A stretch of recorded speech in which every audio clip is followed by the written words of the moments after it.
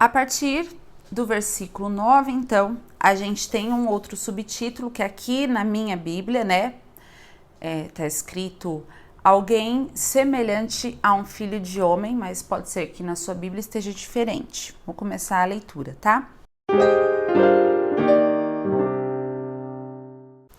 Eu, João, então ele está descrevendo quem escreveu isso aí, João.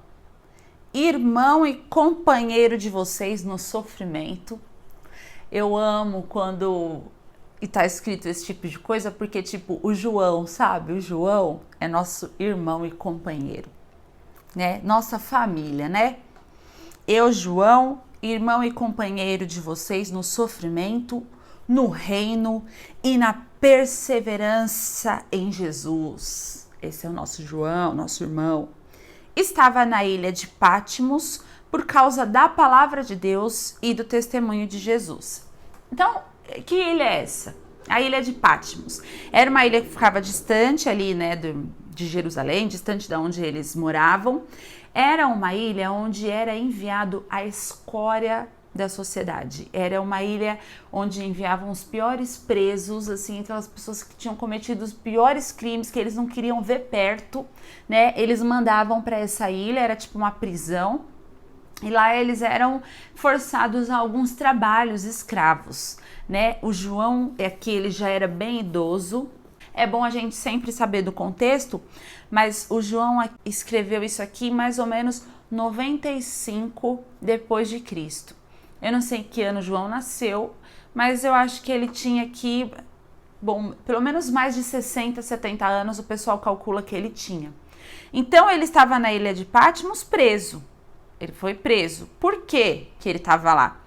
Por causa da palavra de Deus e do testemunho de Jesus, porque ele estava pregando a palavra. Ele era, inclusive, ele era um pastor de uma igreja, né? Ele foi um apóstolo de Jesus e ele estava pregando a palavra. E mais o pessoal, né? O Império Romano, eles tinham muito essa coisa dos deuses gregos e eles achavam que esse negócio de adorar um só Deus e o Jesus que veio em forma de homem, mas se ele veio em forma de homem, então ele não é Deus. E eles tinham outras deuses e deusas e eles ficavam falando: vocês estão pregando esse negócio de um Deus só, isso aí vai irritar os nossos deuses, para com isso e tal. Então eles foram perseguidos, né? E aí também atrapalhava o pessoal em várias, no sentido assim de crescimento político da época, né? Enfim, eles iam contra o que o pessoal lá pregava. Os judeus também, né, se irritavam bastante com a pregação deles, porque eles não acreditaram que Jesus é o Messias.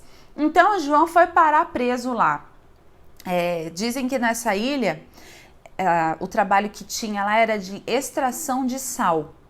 Então, eu não sei como se extrai sal, né? Que eu tô do século 21, jovem paulistana, daquelas que vai no mercado e compra o sal. Nessa ilha trabalhava com extração de sal, então provavelmente João também fazia isso. Era um trabalho feito próximo ao mar, né? Era numa ilha, dentro de cavernas, né? Eu não sei se ele estava dentro de uma cela ou se ele estava nesse momento lá no trabalho, dentro de uma caverna. Ele não fala exatamente o como do que ele estava, mas acredita-se que ele podia estar dentro de alguma caverna, porque fazia parte ali do contexto, né, do trabalho nessa ilha chamada Pátimos. Então ele fala: olha, por causa da palavra de Deus, o testemunho de Jesus, eu estava lá. No dia do Senhor, achei-me no Espírito. No dia do Senhor. Aí aqui o pessoal fala: mas que dia é esse do Senhor? Tem duas opções. O Velho Testamento traz o dia do Senhor como um dia de ira do Senhor, né? Que é geralmente escrito em algumas traduções, algumas versões com D maiúsculo, que se refere a esse evento que é o dia do Senhor, quando ele vai derramar o juízo sobre a terra, né?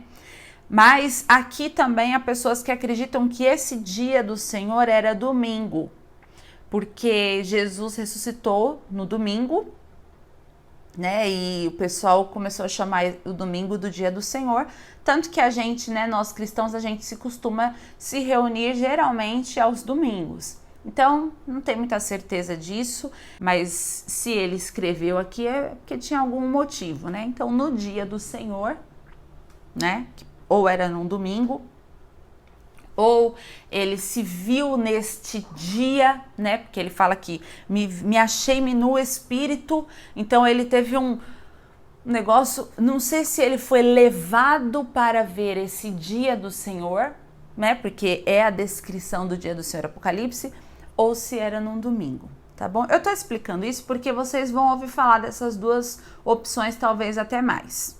Mas literalmente aqui no dia do Senhor, achei-me no espírito e ouvi por trás de mim uma voz forte, como de trombeta, que dizia: escreva num livro o que você vê e envie a estas 7 igrejas: Éfeso, Esmirna, Pérgamo, Tiatira, Sardes, Filadélfia e Laodiceia. Então ele estava lá trabalhando, não sei como que ele estava trabalhando, fazendo alguma coisa. De repente ele se achou ali no espírito e ouviu uma voz forte como de trombeta. A voz não falou assim: e aí, João, como você tá, meu amigo, né? Você imagina o susto do João, gente. De repente ouviu uma voz aqui atrás, assim, ó, uma voz forte falando assim, ó: escreve num livro aquilo que eu vou te mostrar e envia para essas 7 igrejas. Imagina, né? O susto. Aí, o que ele fez? Voltei-me. O que é voltei? Virei para ver quem falava comigo. Voltei-me para ver quem falava comigo. Ouvi uma voz atrás de mim. Meu Deus, uma voz de trombeta me falando isso. Virou para ver. Que tá me falando? Voltei-me para ver quem falava comigo. Voltando-me, vi 7 candelabros de ouro. E entre os candelabros, alguém. Ai, que cena. Semelhante a um filho de homem. Então a gente já começa aqui, toda vez que João falar semelhante, como isso, parecido com aquilo, é porque ele não tinha uma palavra para descrever exatamente. Então o que ele faz? A primeira coisa que vem na cabeça dele, eu vi alguém semelhante a um filho de homem, ou seja, era alguém, tipo, parecia um homem, mas não era um homem. Não era um homem. Primeiro que ele tinha uma voz de trombeta, né? Então ele falou: eu vi alguém semelhante a um filho de homem. Ai, meu Deus, eu amo essa cena, eu amo tanto esses versículos. Com uma veste que chegava aos seus pés e um cinturão de ouro ao redor do peito. Sua cabeça e seus cabelos eram brancos como a lã, tão brancos quanto a neve. Seus olhos eram como chama de fogo. Gente, por isso que ele falou, é semelhante a um homem, mas eu nunca vi um homem com olho de fogo. Eu nunca vi um homem assim. Seus pés eram como o bronze numa fornalha ardente, e a sua voz como o som de muitas águas. Ele ouviu uma voz forte, tipo de trombeta. Agora ele fala, era como um som de muitas águas. Tinha em sua mão direita 7 estrelas, e da sua boca saía uma espada afiada de 2 gumes. Como assim? Da boca, a voz era de muitas águas, de trombeta, saía uma espada afiada da sua boca. Gente, o que João viu que ele tentou descrever? É isso aqui que é a leitura literal. O que ele viu isso? E as palavras que ele encontrou para descrever foram essas, mas ele viu isso. Sua face era como o sol quando brilha em todo o seu fulgor. Você já tentou olhar para o sol quando brilha em todo o seu fulgor? Meio-dia, tá lá aquele sol, você olha assim, não dá para olhar não. Gente, esse aqui é Jesus glorificado. Esse aqui é Jesus glorificado. Vamos ver a reação de João. Quando o vi, caí aos seus pés como morto.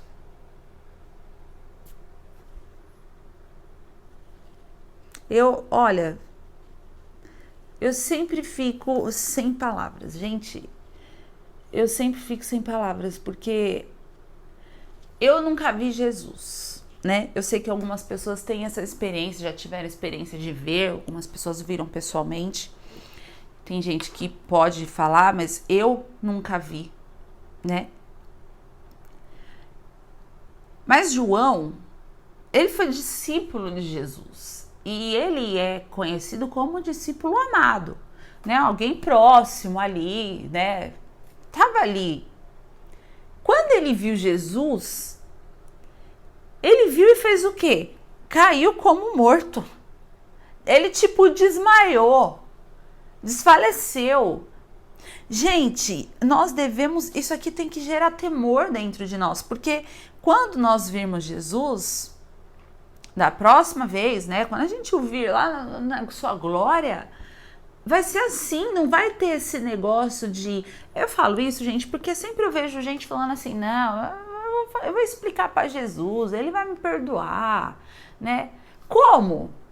Se você vê, não consegue nem ficar de pé, né? Tem que temer o Senhor. João, ele não falou assim, e aí Jesus, meu amigão, puxa vida, o Senhor ressuscitou, subiu, nunca mais te vi, e aí como que... Não, caiu como morto. Isso aqui é temor, isso aqui é temor, isso aqui fala da glória de Deus. Por isso que quando todos os povos virem o Senhor vindo com as nuvens, eles se lamentarão, porque vai ser um peso, uma glória tão grande. O rosto dele brilha como o sol.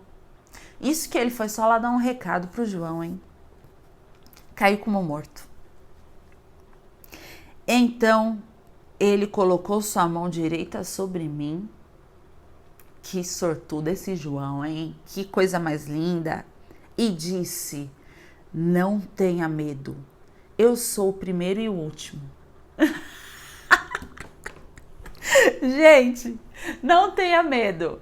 Eu sou seu amigão? Não tenha medo. Eu sou Jesus, aquele lá que a gente conversou junto, a gente pescou junto. Não tenha medo, João. Eu sou o primeiro e o último. Gente, esse Jesus aqui... esse eu quero ver. Esse eu vou dedicar minha vida. Vale a pena, vale a pena. Eu preciso ver essa cena aqui. Eu quero ver Jesus assim. Jesus fala para João, eu sou o primeiro e o último, João. Eu sou aquele que vive. Estive morto, mas agora estou vivo para todo sempre. É disso que eu tô falando, irmãos, quando diz que ele é o primogênito dentre os mortos.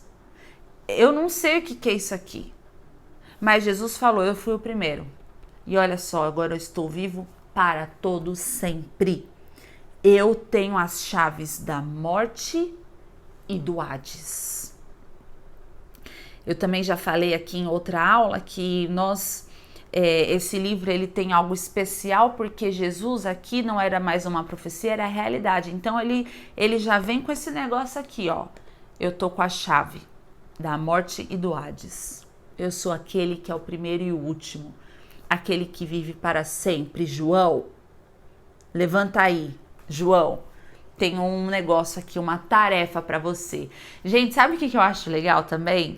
Que João velho, sabe? Ai, como Deus é maravilhoso. João já idoso. Não sei o que ele pensava. Será que ele pensou assim? Puxa, acho que agora eu vou ficar preso aqui, né? Será que eu vou morrer nessa ilha? Né? Será que eu vou ficar aqui para sempre? Será que eu vou ser liberto? Será que eu vou voltar para minha casa, né? Aí Jesus chega com uma tarefa dessa, gente. Não importa a sua idade, não, tá? Talvez você tá me assistindo aí, você fala, eu já sou velho, né? Ó, você não sabe o que pode acontecer, não, gente. Jesus, ele usa quem ele quer. E aí ele chega e fala, João, ó, cheguei.